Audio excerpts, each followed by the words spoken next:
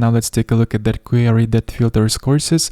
As you can see, it has grown quite a lot, and it makes sense to apply some refactoring to this query at this point. Wouldn't it be great to call method with a name search to run filtering by text in title and description, as well as call method text to be able to filter by text instead of using this huge part? And we can do so. The feature we're going to use for it is called query scopes, provided by Eloquent. So query scopes is basically the way to encapsulate some parts of reusable queries that are mostly used for where clauses in SQL queries. Alright, let's jump to course model, and right here I'm gonna declare new method which will be query scope. All query scopes should start with the prefix scope, and it will be treated differently by Eloquent. All scope methods take first parameter, which is a query builder object, and all other parameters we can specify ourselves. So for this search scope, we need search string. Now let's copy over all the chunk of code that is used to filter courses by text in title and description.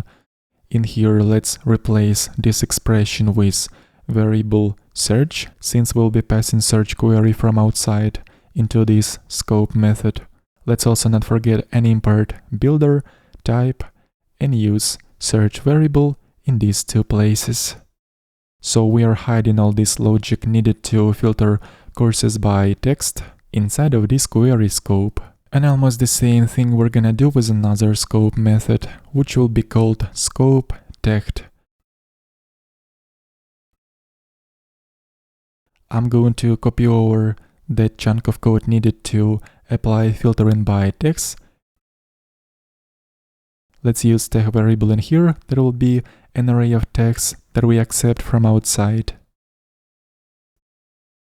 So after we're done writing all those query scopes, let's get back to course controller, and it's time to remove all these commented code and leave only new method calls. Also please note that we must not use prefix scope when calling scope methods. Eloquent is going to detect and handle all those scope methods properly. And in here, PHP Storm does not recognize that method with a name search actually exists. So since I use Laravel IDEA plugin, I will have to scan the project once again by using this plugin. Let's do so by running generate helper code command in here, which will make PHP Storm to recognize all those new scope methods. Alright, cool, and when calling those scope methods, Eloquent is going to pass query builder object as the first parameter, and whatever additional parameters we have passed into those method calls ourselves, they are going to be passed to proper parameters that we have defined when declaring those scope methods. Alright, cool, now let's see those scope methods in action.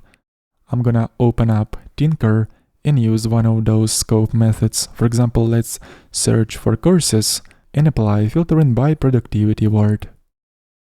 As you can see, it has given us only those courses that contain productivity word, either in the title or description. And don't forget that you can always inspect the query generated by Query Builder by using method to SQL.